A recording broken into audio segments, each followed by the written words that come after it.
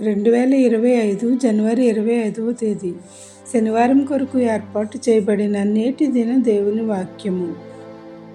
1 Timothy 2వ అధ్యాయము 7వ వచనము. అన్ని విషయములయందు ప్రభువు నీకు వివేకం అనుగ్రహించును. ఆమేన్. ప్రియమైన దేవుని విశ్వాసులారా, జ్ఞానం గలవాడు విని పాండిత్యము వృద్ధి చేసుకొనును. వివేకము గలవాడు ఆలకించి నీతి సూత్రములను సంపాదించుకొనును. యెహోవా యందు భయభక్తులు కలిగి ఉండుట తెలివికి మూలము అని సామెతల గ్రంథంలో రాజు అయిన సొలొమోను చెప్పుచున్నాడు.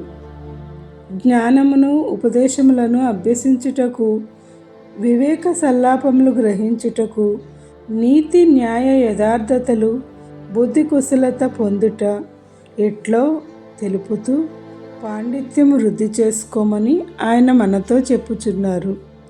జ్ఞానము తెలివి కలిగి ఏది మంచిదో దేవునిని అడిగి యాచించిన ఎడల ఆయనే మనకు మంచి ఆలోచన పుట్టించి ఏది అవసరమో సరైన మార్గము చూపి అట్టి ఆలోచనలతో అన్ని విషయముల యందు మంచి స్థితినిచ్చి సురక్షితమైన స్థానమున మనము నిలిచేటట్టు యేసుక్రీస్తు ప్రభువు మనకు వివేకం అనుగ్రహించువాడై ఉన్నాడు. అట్టి భాగ్యములను అందుకునే సామర్థ్యమును దేవాది దేవుడు మనకు దయచేయువాడై ఉన్నాడు.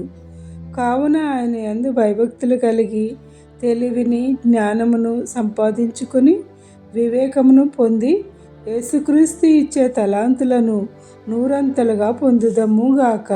ఆమేన్. ఇట్లా దేవుని సువార్త పరిచర్యలో మీ సహోదరి. Praise the Lord. God bless you. అందరికీ మరణాత.